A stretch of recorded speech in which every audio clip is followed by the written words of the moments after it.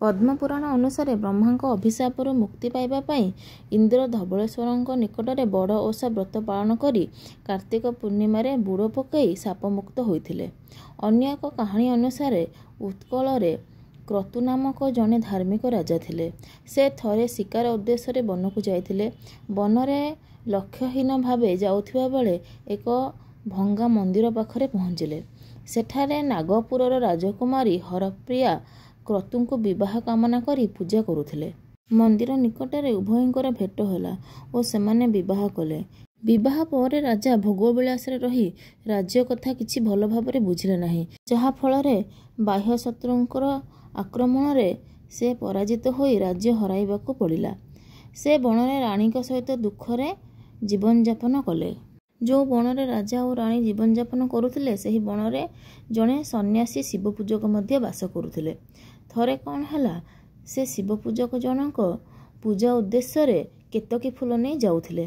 राजा से फूल गुड़ी को सन्यासी ठारू बलपूर्वक छड़ाई नहीं रानी को अर्पण कले। यह देखि सन्यासी बहुत रुष्ट हो गले आउ राजा को अभिशाप देले एवं कुष्ठ रोग है एवं राजांकर दुख दिन को दिन बढ़ी चलिला। यह पर रानी राजा सेवा और ईश्वर भक्ति समय अतिबाहित करुथिले। से जने सन्यासी को भेटी राजांकर आरोग्य उपाय पचारिले। शिव भक्तों अभिशापरू राजा को कुष्ठरोग होइछि बोली सन्यासी को जणाइले। रानी सन्यासी परामर्श रे महानदी गर्भरे थिबा धवलेश्वर निकटरे निष्ठार सहित बड़ ओषा व्रत पालन कले। रानी पूजार महादेव संतुष्ट होई क्रतुଙ୍କୁ वर प्रदान कले से रोगमुक्त हो जातु बोली। यह पर रानी गोटे पुत्र संतान मध्य जन्म होला एवं सेमाने खुशी रे जीवन यापन कले एवं तांको राज्य मध्य फेरी पाइले। यह परठारु साधारण लोक माने यहाकु प्रतिवर्ष पालन करुछन्ते एवं यार ना होची बड़ ओषा। वर्तमान आपण मन तो जानले बड़ ओषा कोन, किंतु बड़ ओषा को केमिति पालन करंती, बड़ ओषा केबे पड़े, तार पूजा विधि एवं उपचार कौन रही एवं बड़ ओषारे कौन भोग लगे ठाकुर को सब कथा चलतु जानिबा।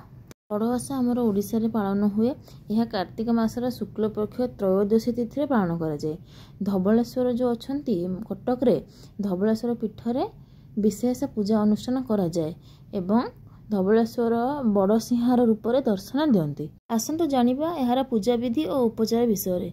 एही अवसर रे महादेव को स्वतंत्र पूजा करा जाए। एही बड़ ओषा दिन पूजा दिन भोर धवलेश्वर को 108 गरा पानी रे स्नान करा जाए। तापरे मंगल आरती और मैलम आदि रीतिनीति करा जाए। तरण और गजा पिठा मंडा पिठा मध्य भोग करा जाए। अरुआ चाउल चूना रे एही पिठा तैयारी करा जाए। पिठारे नड़िया गुड़ गुजुराती आदि पुर दि जाए। महादेव को पूजा करा जिबा परे भक्त माने एही पिठा सेवन करती। 2020 मसीह 25 वर्ष पर धवलेश्वरंकर किरात अर्जुन बेश होइथिला। एही बेश प्रति 25 वर्ष रे थरे हुए। आमर 12 मासरे 13 पर्व, तेणु सबुठ श्रेष्ठ पर्व कौटा बड़ ओषा। बड़ ओषा पुणी कहार, धवलेश्वरंकर बड़ ओषा। यही बड़ ओषा जी जहाँ मानसिक करिकी पूजा करथिबो तार मानसिक भगवान शिव शंकर निश्चय पूर्ण करती।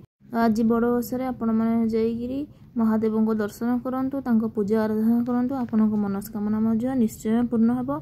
आपनकर जहाँ ग्रह दोष थिबो ताको मध्य भगवान क्षय करदेबे। आजिर भिडियोटी एतिकिरे रहिला। पुणी देखा हबो गोटे नुआ भिडियो रे। ओम नमो भगवते वासुदेवाय। ओम नमो नारायण। हर हर शंभु।